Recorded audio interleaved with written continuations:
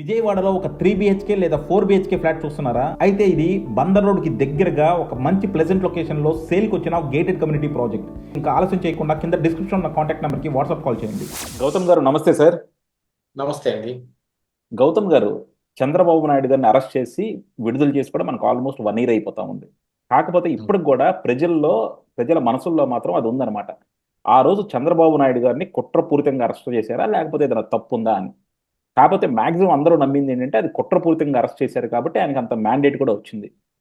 ఇప్పుడు తెలుగుదేశం వాళ్ళు ఆ కుట్రను ఛేదిస్తారా లేదా? ఎందుకంటే మనం గత రోజులు 2 రోజుల నుంచి కూడా చూస్తా ఉంటే పివి రమేష్ గారు కూడా నేను వచ్చి చెప్తా ఉన్నారు, నా స్టేట్మెంట్ని వాళ్ళు మోడిఫై చేశారు, ఇందులో ఒక్కళ్ళు కాదు చాలా విభాగాలు ఇన్వాల్వ్ అయి ఉన్నాయి, దీనికి పెద్ద ఎత్తున కుట్ర చేశారు, దానికి కావాల్సిన డాక్యుమెంట్లు కూడా చాలా మటుకు మిస్ అయిపోతున్నాయి అని. ఏంటి సార్ అసలు ఈ వైఎస్ఆర్సీపీలో ప్రతి చోట, ఒక చోట కాదు అన్ని చోట్ల డాక్యుమెంట్లు మిస్ అవుతా ఉన్నాయి, అలాగే ప్రతి దాంట్లోనూ కుట్ర ఉందా ఉంది. సో వీళ్ళు డాక్యుమెంట్లు మిస్ చేసేసి వాటి నుంచి తప్పించుకుందాం ఉంటే కుదురుతుందా? అలాగే ఇదే కనుక ఆనవాయితీ మొదలైతే ప్రతి ఒక్కళ్ళు ఇంక అదే చేస్తారు కదా. అసలు ఆ డాక్యుమెంట్ మిస్ అయ్యేదాన్ని చాలా సీరియస్ అఫెన్స్గా తీసుకొని రాజకీయ నాయకులను పక్కన పెడితే ఎవరెవరైతే ఇన్వాల్వ్ అయి ఉన్నారో ఆ అధికారులందరినీ కూడా అసలు సస్పెండ్ చేసేయాలి కదా, ఉద్యోగాల నుంచి తీసిపడేయాలి కదా. ఎందుకంటే పెద్ద అఫెన్స్ డాక్యుమెంటేషను అంటే మాకు చెప్తా ఉంటారనమాట, డేటా ఇంటిగ్రిటీ అని. ఒక డాక్యుమెంట్ ఏదైనా ఉంటే ఆ డాక్యుమెంట్ అనేది మనం జాగ్రత్తగా సేవ్ చేయాలి. ఒక పేపర్ డాక్యుమెంట్ అయితే డిజిటల్గా పెట్టాలి, అందులో కనుక పోతే మాత్రం అది చాలా పెద్ద నేరం. సో డెఫినెట్గా దాంట్లో వీళ్ళందరినీ శిక్షించాలి. అలాగే అసలు ఈ పివి రమేష్ గారు అంటే ఆ రోజు చెప్పారు, ఈ రోజు చెప్తున్నారు, వీటి మీద నిజంగా సీరియస్ యాక్షన్ తీసుకుంటారంటారా సార్? లేకపోతే వీళ్ళు ఇప్పుడు కూడా ఇంకా అభివృద్ధి లేకపోతే ఇవి అని చెప్పేసి ఆ డైరెక్షన్లో వెళ్ళిపోయేటట్టు కనబడుతున్నారా? సీరియస్ యాక్షన్ తీసుకుంటానికి వీళ్ళ చేతుల్లో కూడా ఏం లేదు కదండి. అది కోర్టు అండర్కి వెళ్ళిపోయింది. కోర్టు దాని మీద కోర్టులో సబ్మిట్ చేసే వీటన్నిటి మీదన ఆధారపడి ఉంటుంది.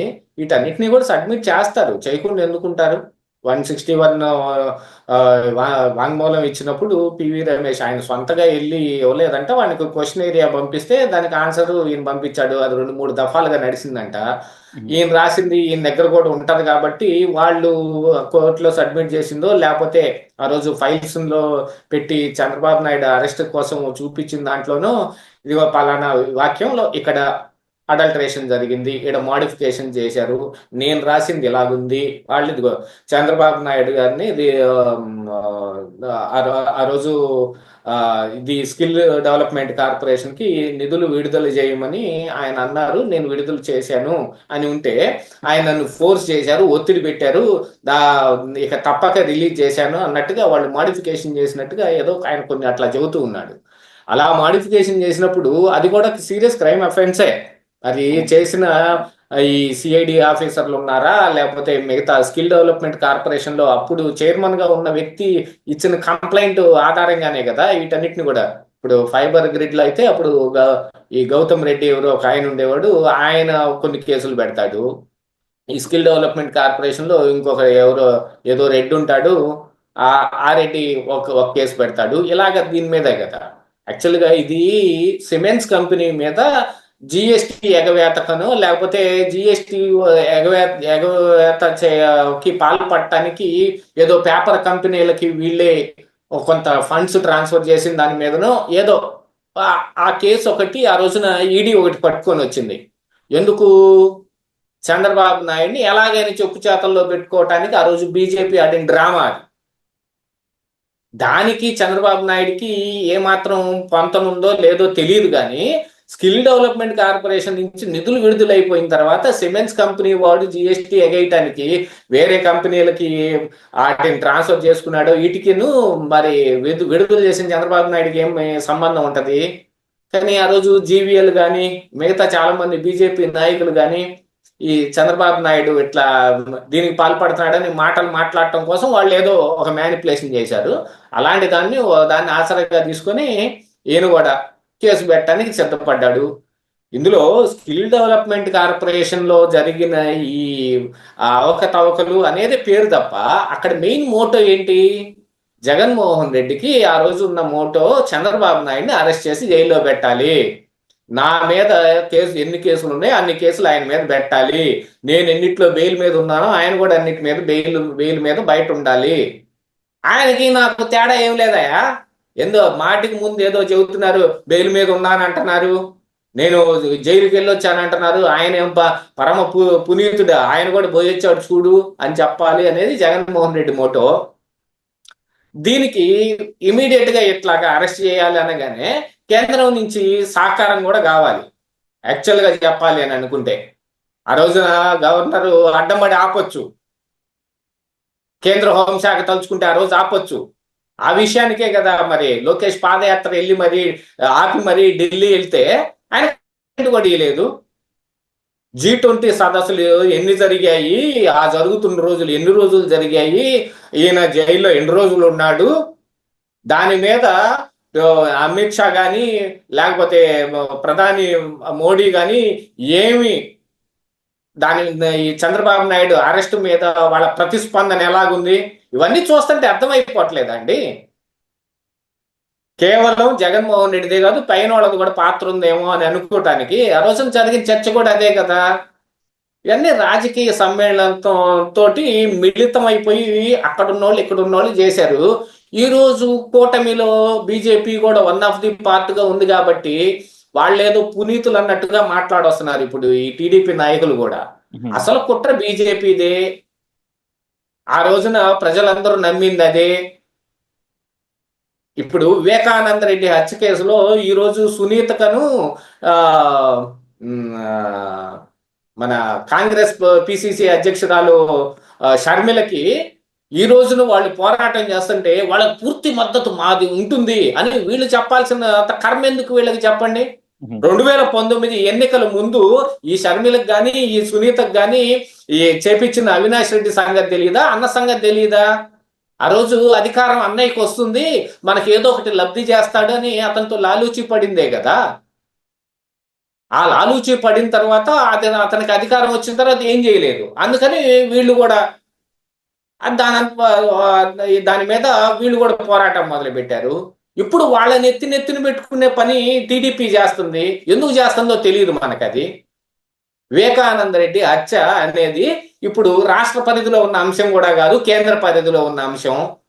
మళ్ళీ జగన్మోహన్ రెడ్డికి బీజేపీకి మధ్యన ఉన్న సంబంధాల మీదనే ఆధారపడింది. సిబిఐ అవినాష్ రెడ్డి బెయిలుని కనీసం అపోజ్ కూడా చేయలేదు. దాని మీద సుప్రీంకోర్టుకు కూడా వెళ్ళకపోతే సునీత వెళ్ళింది.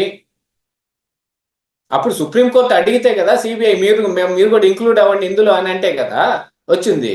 ఇప్పుడు అలాంటిది ఇప్పుడు స్కిల్ డెవలప్మెంట్ కార్పొరేషన్ లో బయటకు ఎన్ని కారణాలు చూపించనివ్వండి, ఏబిఎన్ లాంటి వాటిల్లో ఎన్ని డిబేట్లు చేయనివ్వండి, ఏమైనా చేయనివ్వండి, కానీ అవన్నీ ప్రూఫ్స్ కానీ అవన్నీ ఆయన మీద ఈ తప్పుడు కేసుని తీసేసేవి కానీ కాదు. ఈ కేసుని పూర్తిగా క్వాష్ చేయాలి అని అంటే అది కేవలం కోర్టు పరిధిలో ఉన్న అంశం, కోర్టులో సబ్మిట్ చేయాలి. ఈయన ఏం చేయలేదు అనే విషయాన్ని సిఐడి తరఫున వీళ్ళే ఇప్పుడు ఏజీగా ఉన్న దమ్మాలపేట శ్రీనివాస్ ఏం సబ్మిట్ చేస్తాడో దాని మీద ఆధారపడి ఉంది. అసలు 17A మీద అపాయింటింగ్ అథారిటీ పర్మిషన్ లేకుండా అరెస్టే చేయకూడదు అనే అంశంలో ఆ రోజు కేంద్ర హోంశాఖ కలగ చేసుకుంటే ఈజీగా అయిపోయేది, అసలు అరెస్టే జరిగి ఉండేది కాదు. మిన్నకుండా ఊరుకొని ఆ రోజు జరగనిచ్చారు. ఆ అంశమేమో సుప్రీంకోర్టులోకి వెళ్ళిపోయి అది కోల్డ్ స్టోరేజ్ లోకి వెళ్ళిపోయింది. 17A మీద జడ్జిమెంటే రాలేదు, తీర్పు రిజర్వ్ చేయబడినది అంతే కనపడుతుంది మనకి. ఆ తర్వాత ఇప్పుడు మొన్న కేటీఆర్ని అరెస్ట్ చేయడానికి మరి రేవంత్ రెడ్డి సర్కారు గవర్నర్ పర్మిషన్ పెట్టింది. దాంతోపాటు మొన్న సిద్ధరామయ్యని అరెస్ట్ చేయడానికి ఎవరో ఒక సామాజిక కార్యకర్త అంట గవర్నర్ గారికి పర్మిషన్ పెట్టాడు. ఆయనకి పర్మిషన్ వచ్చి వీళ్ళకి పర్మిషన్ వస్తుంది. జగన్మోహన్ రెడ్డి కూడా పర్మిషన్ తీసుకొని ఎందుకు చేయలేదు అంటే మళ్ళీ పైన గవర్నర్ పర్మిషన్ ఇచ్చాడనగానే కేంద్రం పాత్ర బయటపడిద్ది, అవి లేకుండా నువ్వు చేసేసుకో, మేమేమో చూడకుండా మెదలకుండా ఊరుకుంటాం అనే డ్రామా ఆడారు ఆ రోజున. ఇప్పుడు వీళ్ళు కూడా ఏంటి, అది కోర్టులో ఏనాటికి తేలిద్దో ఎప్పటికి తేలిద్దో, అది క్వాష్ చేయడానికి ఎప్పటికి కుదిరిద్దో కుదరదో, ప్రజా కోర్టులో మనం క్లీన్ అయిపోదాం, ప్రజలందరినీ మనం ఏం తప్పు చేయలేదు అని వాళ్ళకి మన దగ్గర ఉన్న వెర్షన్ ద్వారా మనం చేసుకుందామని. నేనేమి చంద్రబాబు నాయుడు తప్పు చేశాడని చెప్పటం లేదు, కానీ ఈ డిబేట్లు కానీ ఈ ఇప్పుడు పివి రమేష్ చెప్పే బయటకు చెబుతున్న ఈ అంశాలు కానీ ఇవన్నీ ఆయన కేసు నుంచి తప్పించలేవు. తప్పించాలంటే కోర్టుకు వెళ్ళాలి. కోర్టులో త్వరితగతిన ఈ కేసు తేలే విధంగా చేసుకోవాలి. దానికేమో స్కోప్స్ చాలా తక్కువగా ఉన్నాయి. అది ఎప్పటికి తేలుద్దో తెలియదు. ఇప్పుడు ఎవరి ఇష్టానికి వాళ్ళు కేసులు ఎత్తేసుకోవటానికి కుదరట్లేదు గతంలో లాగా. ఎత్తేసుకుంటే కోర్టుకు వెళ్తున్నారు. మొన్న జగన్మోహన్ రెడ్డి కూడా అలాగనే చాలా ఎత్తైపోతే కోర్టుకు వెళ్ళి ఆపుకోవాల్సింది కదా. ఇప్పుడు ఈ రోజు కూడా ఎవరి మీదకి వచ్చిన కేసులైనా ఎత్తేసుకోలేని పరిస్థితులు కోర్టుల దగ్గర ఆగున్నాయి. వీటన్నిటిని దృష్టిలో పెట్టుకొని ప్రజా కోర్టులో మేమేం తప్పు చేయలేదు అనేది ఫుల్ క్లీన్ చేసేసుకుందాము అనే దాని గురించి ప్రయత్నం తప్ప, లేకపోతే ఇప్పుడు అంత హడావుడిగా ఇప్పుడు పివి రమేష్ వచ్చి ఇప్పుడు చెప్పడం ఏంటండి? ఎన్ని నెలలు అవుతుంది అధికారంలోకి వచ్చిన తర్వాత? సిఐడి ఈ ఆన్సర్ కానీ అల్టరేషన్ చేశారు అని సంజయ్ మీదనో, లేకపోతే ఆ అరెస్ట్ చేసిన రఘువీర కాదు ఇంకో రెడ్డి గారు ఎవరు ఉన్నారు ఆయన మీదనో కేసు ఎందుకు పెట్టరండి?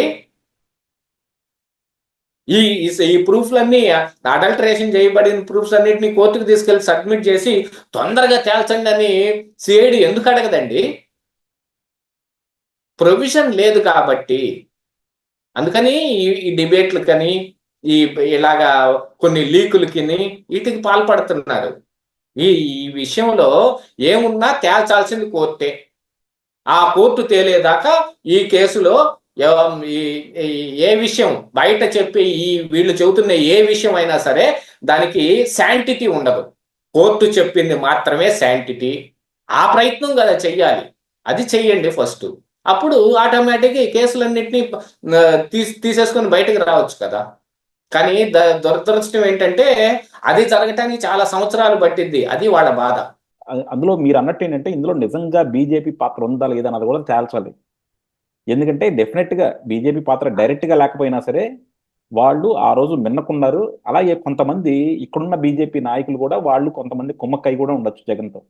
సో అయి ఉండొచ్చు. ఇవన్నీ తేల్చాలి అని అంటే బయటకు తేలేయి కానీ ఇట్లా జరిగాయి కానీ కాదండి. దానికోసం అని ఇప్పుడు రాజకీయ ఎత్తుగడలు ఏంటి, వీళ్ళు కూడా అవసరార్థం వాళ్ళతో కలిశారు. బీజేపీ యొక్క సహకారం మనకు కావాలి అని రోజున టీడీపీ భావించింది. అందున పవన్ కళ్యాణ్ నేను కలుపుతాను ఉబలాట పడ్డాడు. ఈయన కూడా కలవటానికి ఉబలాట పడ్డాడు. యాక్చువల్గా ప్రధానమంత్రి మోడీ అనగానే చంద్రబాబు నాయుడు గారు మా నోటి అంట ఆయన్ని ప్రశంసించే మాటలే వచ్చాయి ఓడిపోయిన దగ్గర నుంచి. ఆయన విషనరీ నాయకుడు అని అంటారు. మరి అలాంటి విషనరీ నాయకుడు మరి 2019 ఎన్నికల ముందు మనం వేరే ఆ విషనరీ ఏంటో మనకి తెలిసింది కదా. ఆంధ్రప్రదేశ్ రాష్ట్రాన్ని నాశనం చేయటంలో బీజేపీ పాత్ర ఎంత అనేది ప్రతి ఒక్క ఆంధ్రుడు గుండెల మీద చేసుకొని ఆలోచించుకోవాల్సిన అంశం. ఇప్పుడు బీజేపీ తోటి టీడీపీ కలిసి ఉన్నా సరే, మీకు బాగా ప్రాణ సమానుడైన చంద్రబాబు నాయుడు కలిసి ఉన్నా సరే బీజేపీ గొప్పదైపోదు, బీజేపీ న్యాయబద్ధం అయిపోదు. ఆంధ్రప్రదేశ్ రాష్ట్ర నాశనంలో బీజేపీ పాత్ర చరిత్రలో అవుతూనే ఉంటుంది. ఈ రోజు మర్చిపోవచ్చు, 29 ఎన్నికల నాటికి వాళ్ళు బయటికి వెళ్ళిపోయినప్పుడు మళ్ళీ తీస్తాం మనం బయటికి. రాజకీయాలు అలా ఉండకూడదు. నాయకులు ఎట్టయినా ఉండొచ్చు, ఓటర్లు మీరు కొంచెం ఆలోచించి వీటన్నిటిని మైండ్లో పెట్టుకొని ఆలోచించి మాత్రమే చెయ్యాలి. మొన్న చంద్రబాబు నాయుడిని ఎన్నుకోవటం ఆంధ్రప్రదేశ్ రాష్ట్రానికి ఎంత అవసరం అనేది తెలుసుకున్నారు కాబట్టి 164 సీట్లతోటి వీళ్ళందరూ కలిసి ఉన్నా కూడా వీళ్ళందరినీ కూడా యాక్సెప్ట్ చేసి వేసాం. కానీ ఈ ప్రయాణం ఎన్నాళ్ళు సాగుతుందో ప్రజలు కూడా ఏమి వాళ్ళ మీద నమ్మకం పెట్టుకుని ఇలా చంద్రబాబు నాయుడు మీద నమ్మకంతో వేశారు. వాళ్ళ ప్రభావం 0 నా లెక్కలో అయితే. ఓకే సార్, చూద్దాం డెఫినెట్గా. ఎందుకంటే ఇది మీరు అన్నట్టు ఏంటంటే రాజకీయ స్టేట్మెంట్కే కాకుండా దీన్ని ఒక కంక్లూజివ్గా తీసుకురావాలి. అలాగే మీరు అన్నట్టు ఇవన్నీ కూడా కోర్టులో ప్రూఫ్ చేసి అధికారుల్ని అలాగే దాని వెనకాల ఉన్న నాయకులందరినీ కూడా తీసుకురావాలని చెప్పి ఆశిద్దామండి. Thank you very much sir.